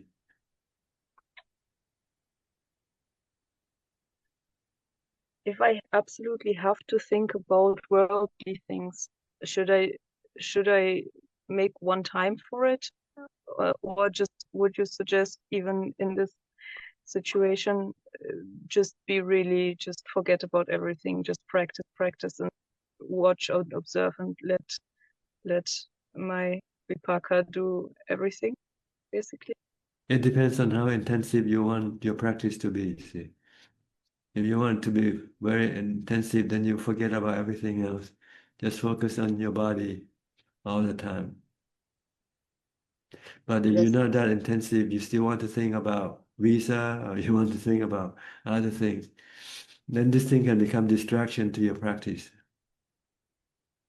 Oh, yes. Because you have to think, and you start to worry, you start to have anxiety. A lot. Mm-hmm. So it depends on what level of practice you are in. If you want to be fully intensive, then you don't pay attention to anything. Just watch your body all the time from the time you wake up to the time you go to sleep.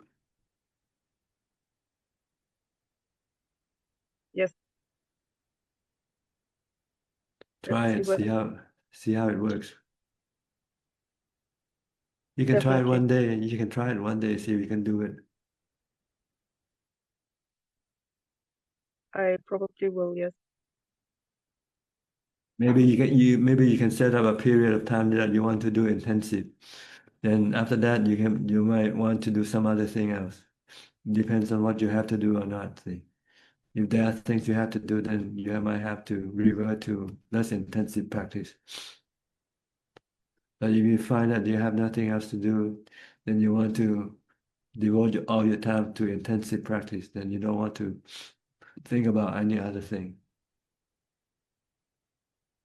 Yes.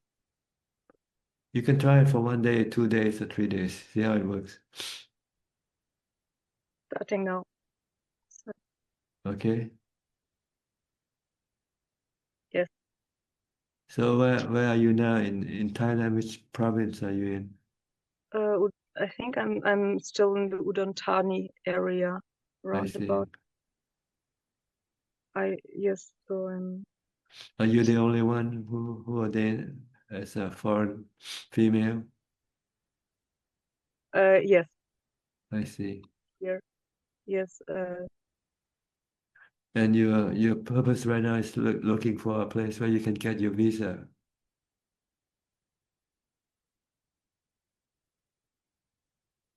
Okay, she's gone.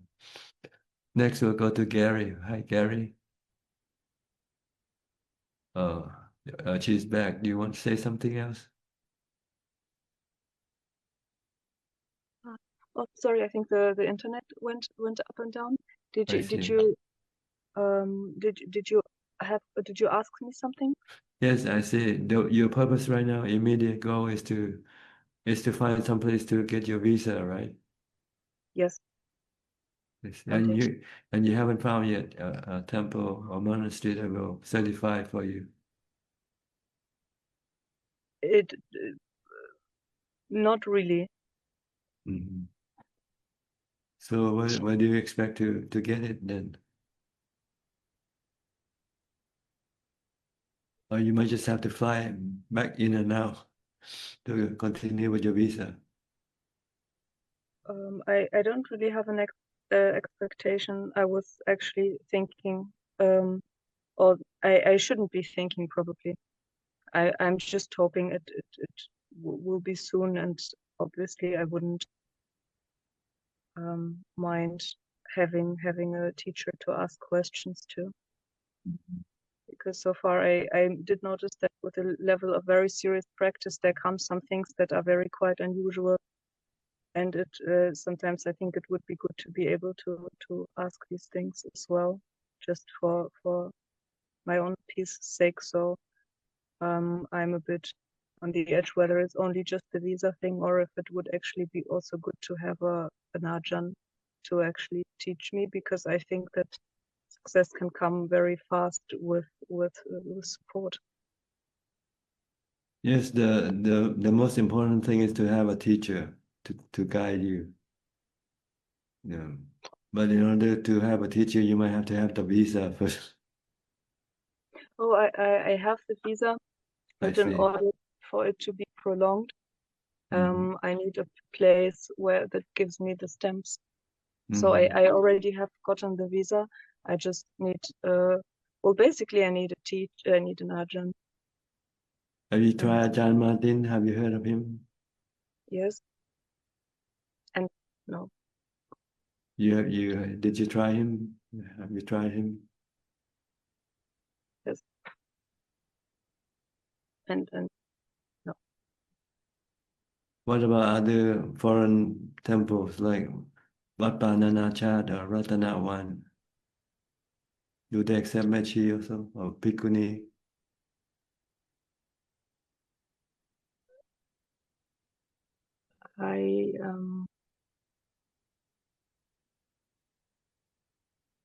Do you accept Mechis? No, unfortunately, you can stay temporarily a week or two, but not long time. Just as a visitor, not a resident. We don't have accommodation for permanent residents here. Yet, I heard yet. Well, I shall find something in the short in the short term.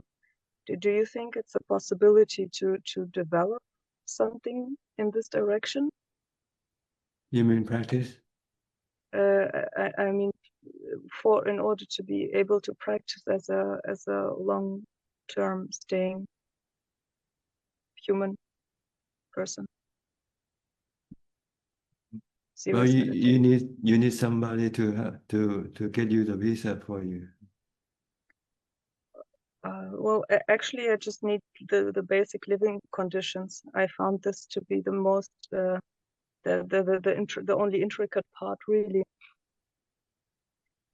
So I just need a place where I can stay and live. And you haven't found it. I heard Ajahn Martin is a place where he can accept you. Have you tried that?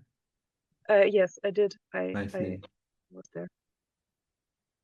Because we just heard recently a girl from Spain, I think. She wants to go and stay with Ajahn Martin. Have you met her or I heard think of so, her? yes. I might, but that's not the place for my stay here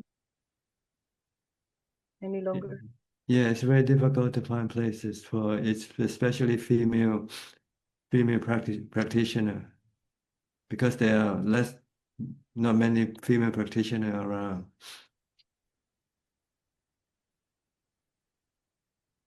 Exactly. Exactly. So how very practical question indeed, how to live. Well, I heard that Mechi Gyal, have you heard of her before? She's a disciple of Ajahn Man and Ajahn Mahabua. Yes, of course. She has a monastery. Why don't you go try there? I think in Nakhon Phanom or someplace around there. But I mean, she's long dead. Yeah, but her monastery still exists. Yeah. Oh, really? Oh, Yeah. okay. Wait. And they have Mechi living there. But not without her as an instructor, but maybe somebody else can give you the instruction also. You might have to seek a monastery run by and for female practitioners. Just search in the internet for Mechi monastery or Mechi something.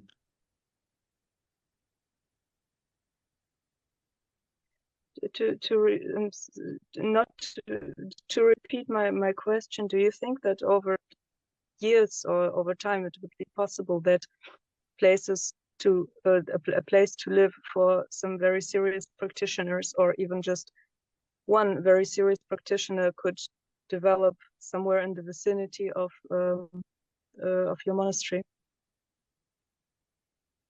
Well, we cannot predict the future, so anything is possible. I can only say that.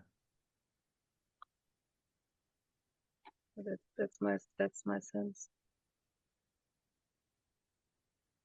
Thank you, Ajahn. Okay, you're welcome. I hope you find what you're looking for. Nibbana, that is. Nibbana and visa. If you can get Nibbana, then you don't need visa. If you have Nibbana, you'll be invited to stay forever.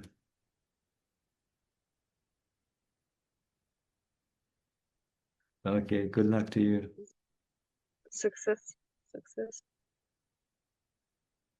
All right, next I'll go to Gary. Hi, Gary, Singapore. Hi, Ajahn. Happy to know that you're getting better. Yes, thank you. Yeah, no questions, and just happy to be listening in. Okay. Next, Mandy. Hi, Mandy, from Niagara Falls. Ajahn, I hope your body gets well soon and that doesn't cause any suffering.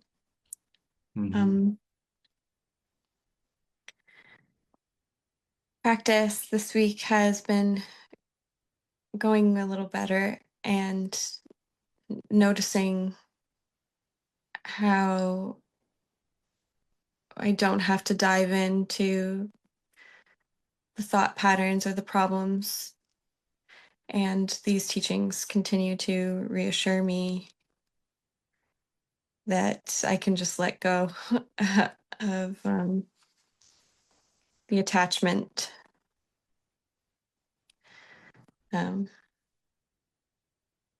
Just grateful to be here, grateful to attend and continue striving. Good. Okay, you're welcome. Next, Ramya and Anura from New Zealand. It's quite early for you now in the morning. Yeah, good evening, and yes, 3 o'clock, close to 3 o'clock in the morning. Close to 3 o'clock. Yeah.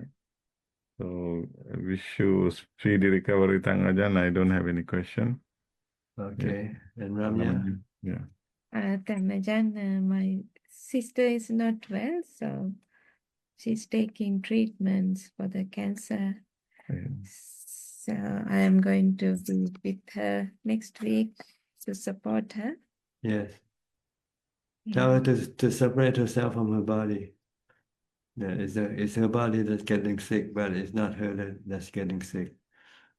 So she should not worry, or she should not have any anxiety or stress. Yeah. If she understands that the body is just a temporary entity, sooner or later it will have to come to an end. Yeah. I have to try. And the best way to deal with it is to calm the mind as much as possible. Okay. Okay. Okay. Yeah.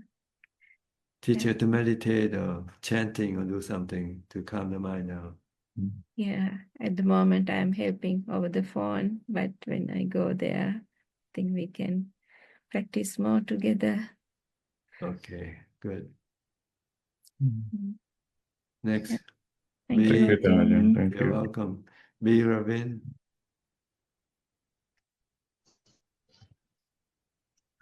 Good evening, Ajahn. I hope you are feeling better soon.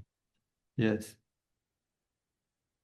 Ajahn, I'll be brief given it's quite late. I just have one reflection.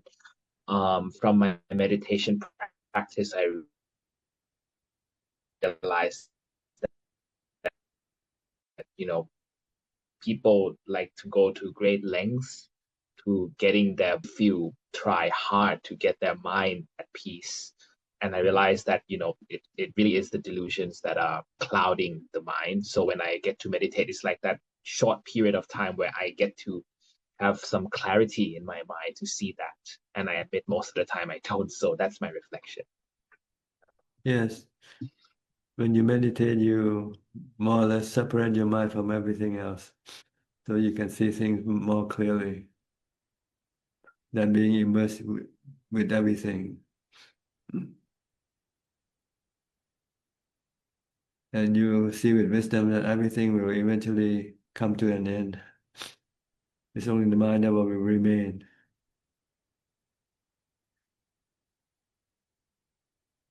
It seems like the mind, can play tricks on us, like when we go out and when I do something, when something starts, something ends, then we we want to do something else, it's like never ending. It's like an endless cycle, whereas meditation is continuous. Is that my understanding it correct?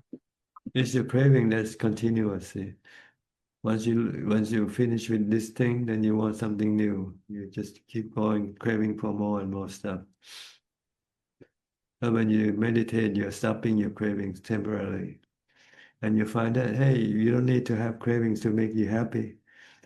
You can be happy without craving, without having to go out for dinner or to go to a movie or something. You can be happy by meditating. Yes, and it doesn't require much effort either. Just sit down in a quiet place and put your mind. Yes, it doesn't. I think it does require a lot of effort on your mindfulness. On the mindfulness, yes. Yes. But body-wise, it's very minimal. Just the mind. You don't need anything. You just have a quiet place to sit down and meditate. But it takes a lot of effort on maintain mindfulness to keep your mind calm. Okay, any question? No, that's just my only reflection, Ajahn. I'll keep on practicing and develop more mindfulness. More mindfulness. Okay. Thank you. You're welcome. Sulan, you're the last one in line. Oh, hello, Ajahn. I hope you get well soon. Yes. Yeah. Yes. I just wanted to say that, Ajahn, you are very amazing. Like, despite you are unwell, you still come in to teach us. Yeah, because I realized that the past few weeks actually I've been unwell also, and then I just don't have that energy and diligence to like keep up with our practice. Yeah. So I realized my mindfulness is also not there when I'm sick, and I tend to indulge myself when I'm unwell also. Yeah. So just want to say thank you for inspiring us. Yeah. Your mind is very strong, very powerful if you develop it. What makes your mind weak is your defilement, see. Oh. Once you can get rid of your defilement, then nothing will make your mind weak. Your mind will be strong and powerful. My mind will be right. I can't seem to visualize that. Like I just find myself very weak. Yeah. Because you haven't practiced anything yet. Once you get into jhana, you'll find that the mind is like a rock, very very firm, very steady, and very powerful. Oh. Oh, as in you have to be inside jhana to feel that way. Yes, you have to bring your mind inside. Right now, your mind is all over the place. Yeah, it's all over. It's scattered all over the place. That's why it makes it weak. So you have to bring it back into one place to become concentrated and to be strong. Okay. Okay. Have you been doing any meditation at all? Not really. Not really. You never took up, you never really want to take it up yet, huh?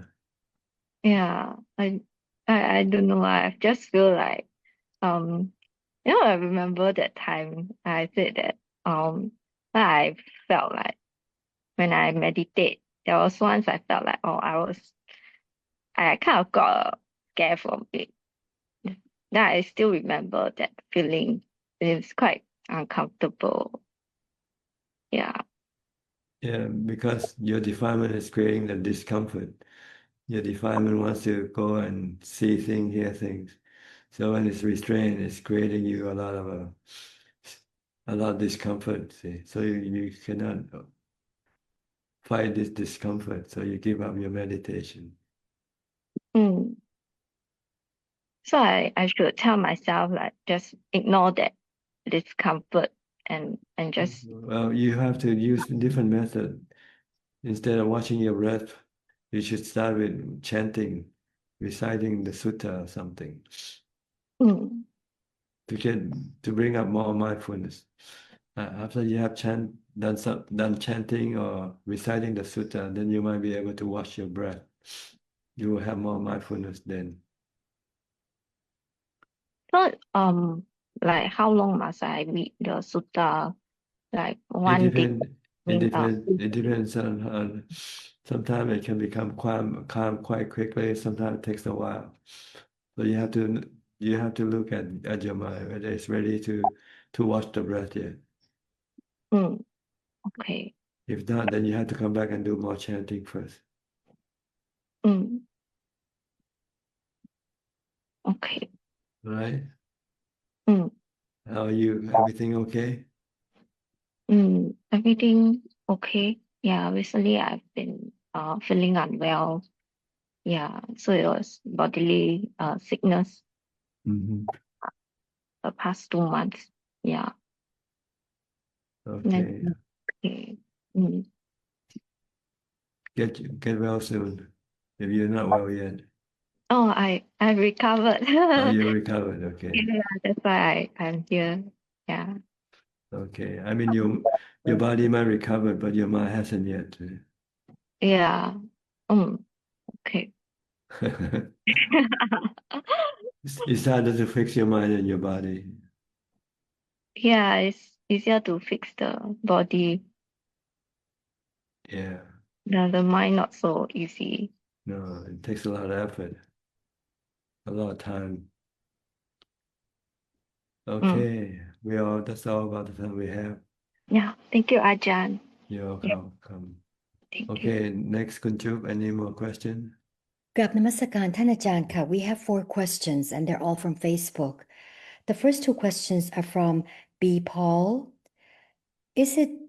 Is right concentration and attention the same thing? I think so. You pay attention to something, like your breath. And then you continue with this attention, eventually your mind become concentrated, become one. The next question, how can I believe rebirth as true? Well, you have to prove it. Believing it alone is not good enough. You have to meditate to separate the mind from the body. Once you see that there's the mind beside your body, then you know, it's only the body that dies. And it's the mind that go take up a new body.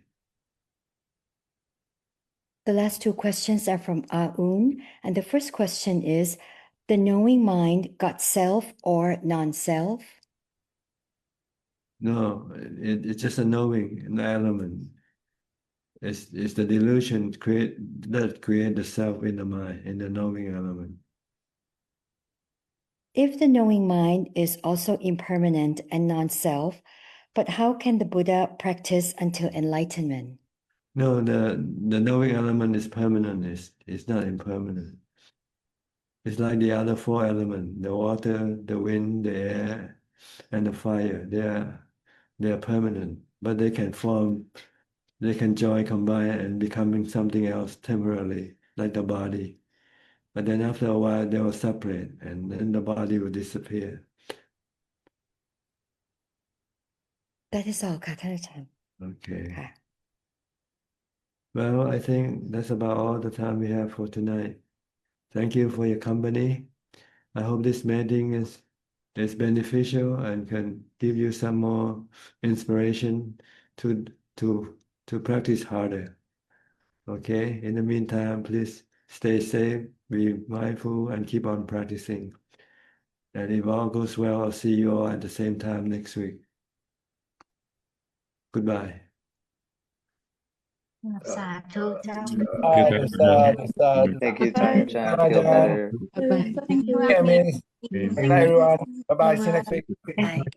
Bye.